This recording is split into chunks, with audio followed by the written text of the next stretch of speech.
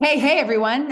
This is the J&A. No, this is the Let's Get Loud podcast with J&A. Hello. Welcome to our podcast, everyone. Hi, Alicia. Hello. Hello. There she Oh, is. There can I she plug is. my phone in here?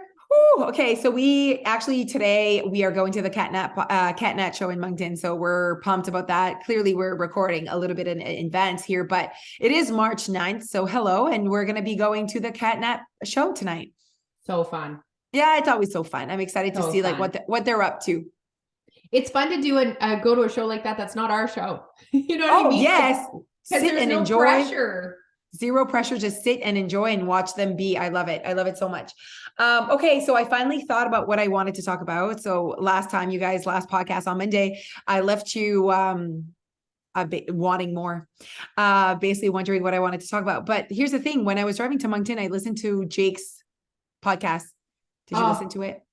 can we just take a minute, you guys? Please, if you have not listened to Jake's podcast from Midday Squares, it doesn't matter if you're an entrepreneur or trying to lose weight or whatever. He's just like so inspiring to just go for the things, eh? Yeah. Oh, bad. So I was listening to it and I'm like, I feel like I need to listen to this every Monday. Like, it's just, it makes you want to push your limits. Like, it makes you want to be like, okay, I can. It gives you hope. It gives you inspiration. And it was just such a good talk. And what I wanted to talk about was when he said, I don't want to be average. I don't want to make average decisions. And then we said that joining your weight loss is not an average decision. And I just felt like that was a good conversation that we could have with our listeners right now and about, because I captured that moment when he said, I don't want to make average decisions, right away, switched it to even losing weight is not the average common thing to do. Like, being on a weight loss journey is not what society right now praises and values almost. And like, it's not the average, it's the average decision to want to lose weight, but to do it the your way is not average. It's No. not typical, you know? And honestly, yes, tons of people want to lose weight. Tons of people, billions of people are trying to lose weight. Okay.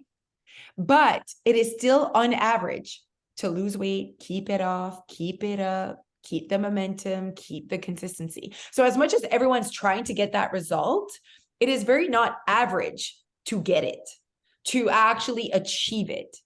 100%. And I said that, I remember way back, I've been saying that at Your Weight Loss for a long time, that like what you're trying to accomplish is not common. No. So it's not average. It's not, and it's definitely not average. I know average doesn't mean common. I almost see it kind of that way. Like, it's like the average of what the people are doing. So it's common, but also like accomplishing weight loss in this way en plus is really not average. There needs to be a lot of self-work and different kind of work, like pushing your limits, pushing your boundaries, because it's all about beliefs, right? And that shit is hard. Why do you think so? Like, of the people on this earth, or just let's say North America, that are on a weight loss journey, like there's like a bajillion people on a weight loss journey.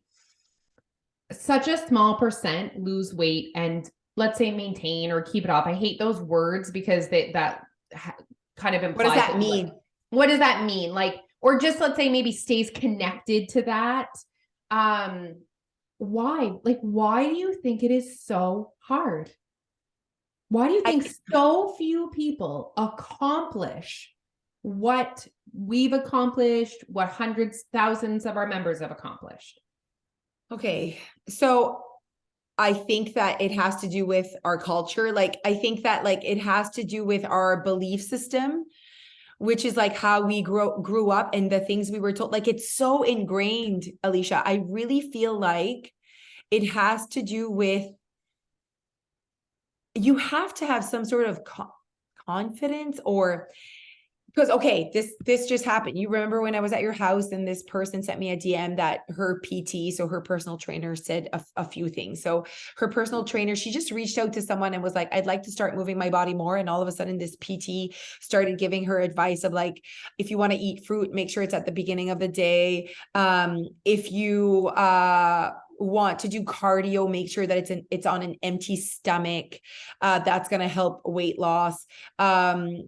so that she, oh yeah, she can burn the fruit all day. So that's why I need it to be early in the day to keep her protein and carbs low for supper, just like that, right? This is 2023. And that's how we're still helping people that have asked for weight loss. That's still how we think weight loss is going to be cured, almost like you're going to cure your weight loss issues or your weight issues with this remedy, you know? And she was like, I feel so discouraged. And I was like, why? You don't have to believe this bullshit. You don't have to take this advice. So she reads that and has been a part of your weight loss. That's why she sent it to me and is like, this is so discouraging. I'm like, why is it discouraging? You don't have to be a victim of what this person said to you. You don't have to believe what this person said to you. You don't have to take this advice. And so that's where the problem is that advice is given, and then all of a sudden we feel confused, broken, like I'm a victim of like, this is the life I have to do. And so I'm like, I wouldn't, like, I was freaking 13 and I was like, absolutely not. I'm not taking your advice on weight loss. This makes no sense to me. And I said to her, the proof is everywhere that you don't have to do that. Everywhere. I just ate 3 cups of grapes and it's 9:30 p.m. So like, clearly, who cares about fruit in the morning and burning and whatever? Do you know other people that are doing exercise with not, like, I never exercise on an empty stomach. I would throw up. I would feel so sick. I would have zero energy. So like, but I exercise every day. And I'm pretty sure you don't see me as like, oh, so unhealthy, exercises with food in her stomach and eats grapes at 9:30. Like, what is happening? And so I'm like, the proof is everywhere that you do not have to believe this. You do not have to be discouraged because you don't have to believe this. You see what I mean? Like, there's some sort of confidence missing in society that they think they have to believe what the PT says because she's a PT, or what the doctor has to say about certain things. You have a choice. Yeah.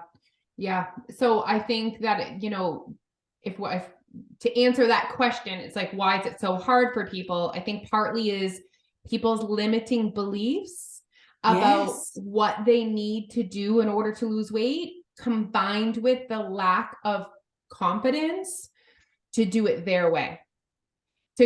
I think that it's kind of that combination.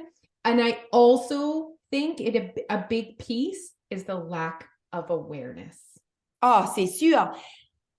And then I'm thinking, we're literally the only program out there that allows humans to figure this shit out with calorie deficit, whereas all the other programs know they're putting their clients in a calorie deficit for weight loss. Okay, they know that. You would talk to any PT, any programs, because that's what Weight Watchers or Counting Calories or puts you on a meal plan. They know they're putting you in a calorie deficit, but they don't allow you to figure out what that looks like. They almost like, again, don't trust you to do it because you're like, can't be trusted. So I think that that's where it stems from, that people go to other people to provide weight loss for them because that's all they've ever seen. And 99% of the advice and the service that is provided to help humans lose weight is that.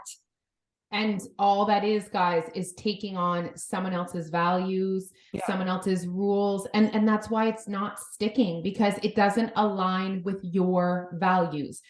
So it answers your question. Loss. Yeah. Meaningful weight loss comes when your behaviors and your values align.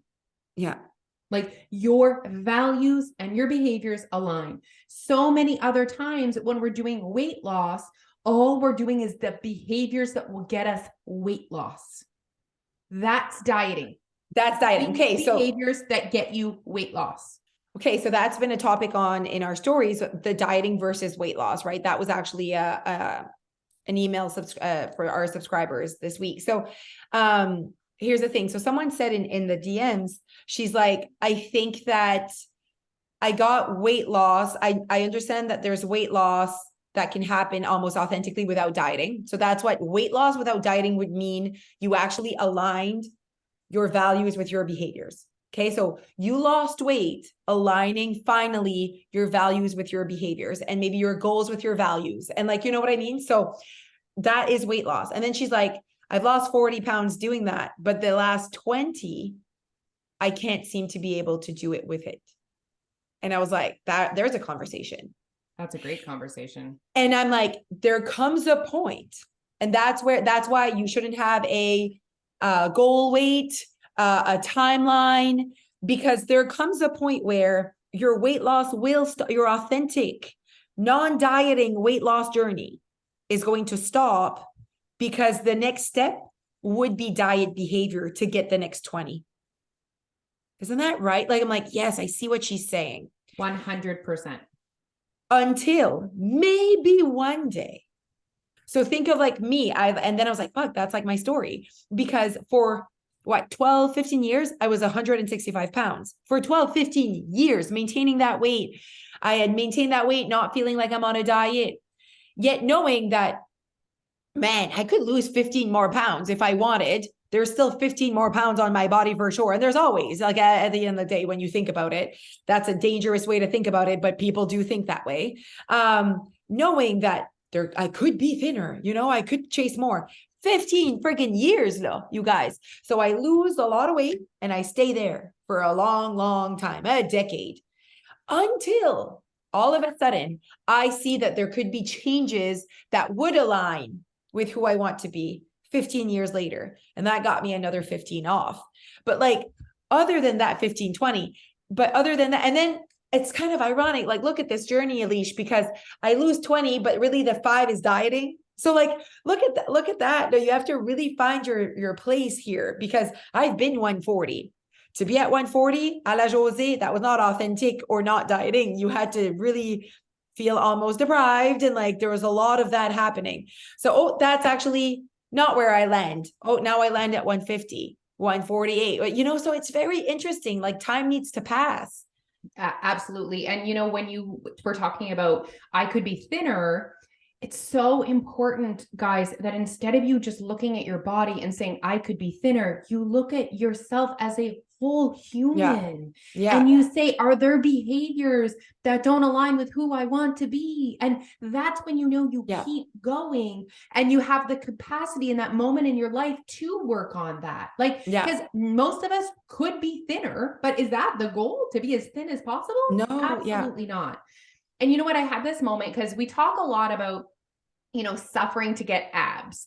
And part of me was like, oh, I feel bad almost saying that for like the 0.1% of people that have abs and it's authentic to them. And this is what I realized. The people, they're on the same journey as us. They're on the exact same journey, just their values.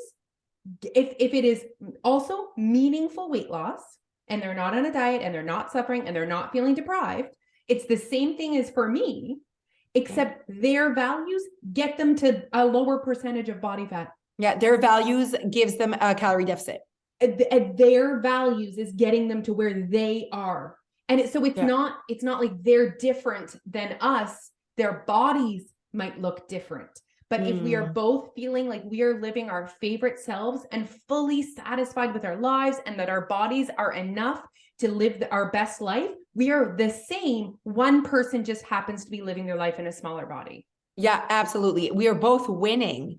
And I think that that's what we need to figure. Like, we need to see that. That's why you can't have like a body weight goal or an end of your journey, because it doesn't end, because maybe in 10 years, your values and your lifestyle are going to put you in a deficit. And we just end up using the word abs so often, because it's like saying a donut. It's like using that example. People really connect with that. And also it's like one of those things that not many people have. And it's like it's like something that like people always looking for in their bodies, right? It's like one of those like unicorn things that people are looking for. And we just really want people to stop looking at what other people's bodies look like. Yeah, exactly. And look at their values and look at their lifestyle. And like I said, if they are sitting at a meaningful weight and they happen to have visible abs, it's because their values get them to that point. And I just think as a society in North America, most of us, our values just don't get us to that. Our values and lifestyle, like the lifestyle, you know what I mean? Like, you're out a lot and like, you're like, so it just like doesn't align with abs. Most of our lifestyle and values do not align with abs. Most of us. Done. It doesn't mean because someone has abs that they're miserable. You might be miserable with abs, but that person has a different lifestyle and values than you. They're not better and you're not worse. Again, eyes on your own page. Yeah, exactly. Eyes on your own page. Like, are you happy? Is your body allowing you to live your favorite self? Like, oh. Yeah, no. And that's why, joining your weight loss is not the common average decision, because we're not used to making that our goal.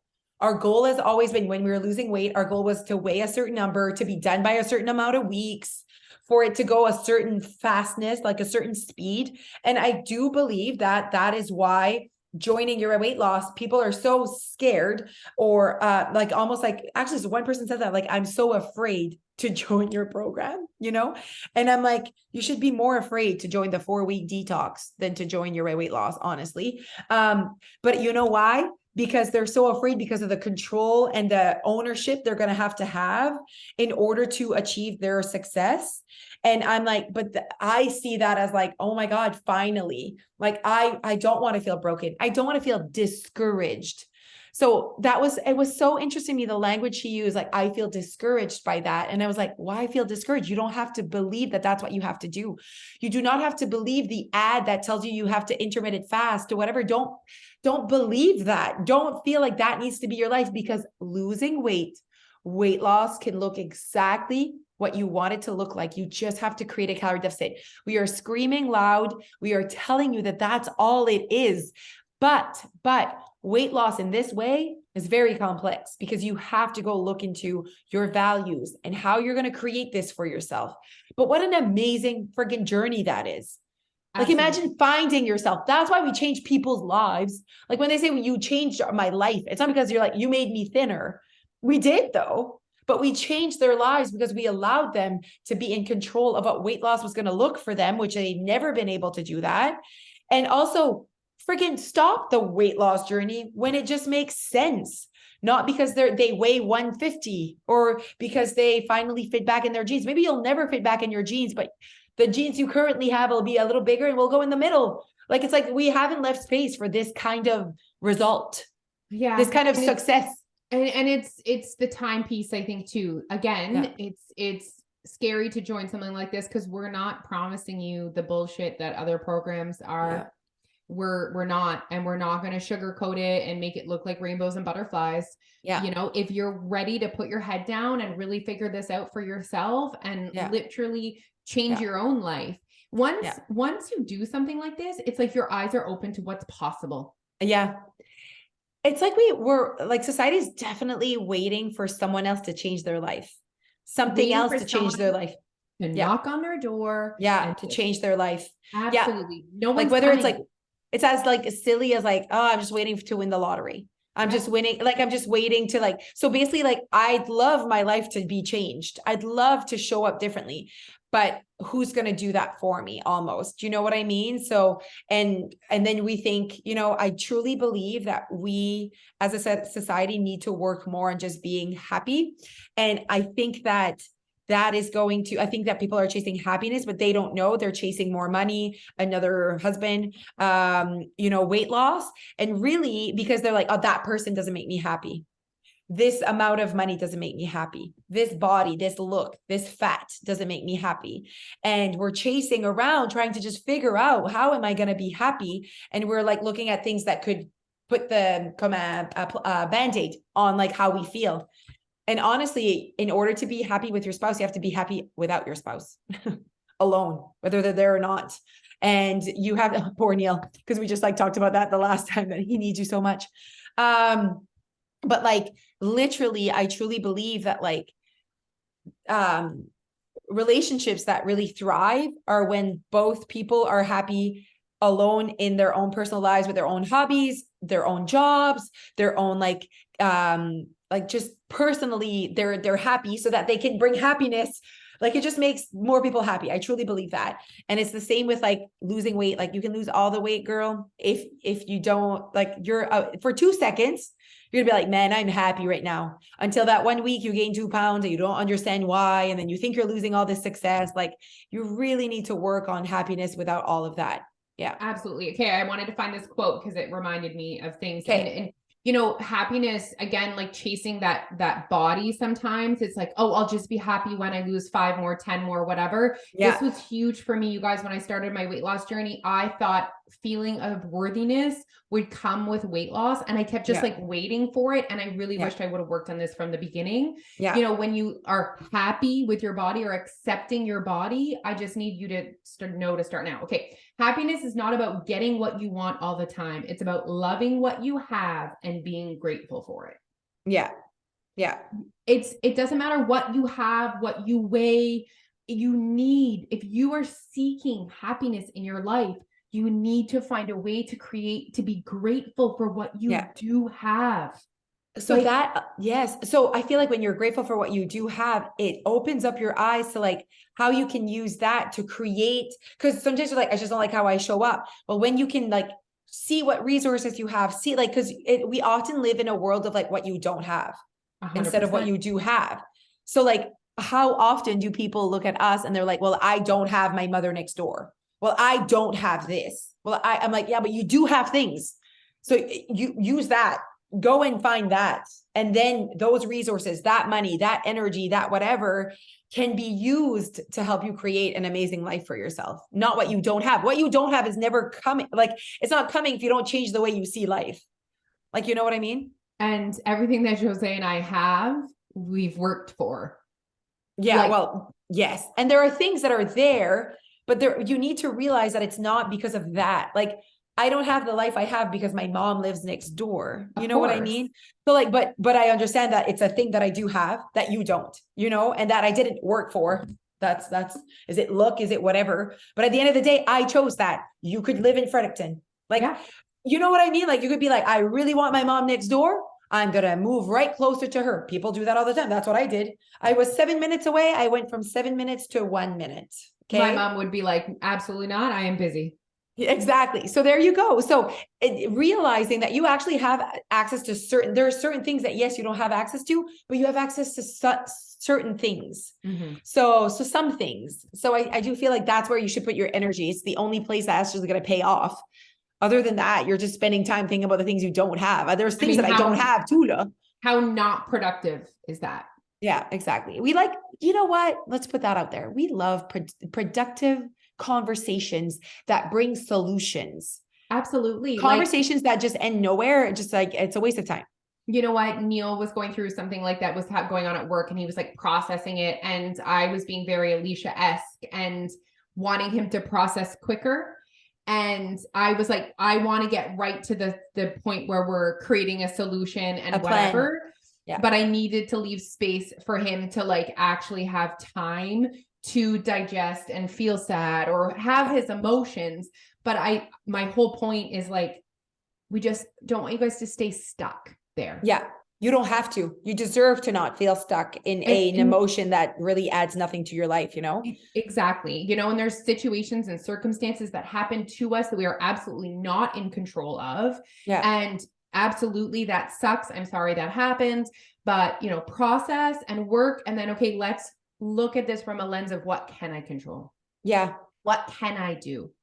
And you're going to be able to, that's literally how you're going to be able to accomplish these things. Yeah. And I think that, I don't know, like it's one of my favorite parts about how my brain works is being able to like manage the emotions sometimes. Cause I do have strong emotions. Like I'm someone that like feels fast, but then at least I've like trained my brain to like rational, like in the moment.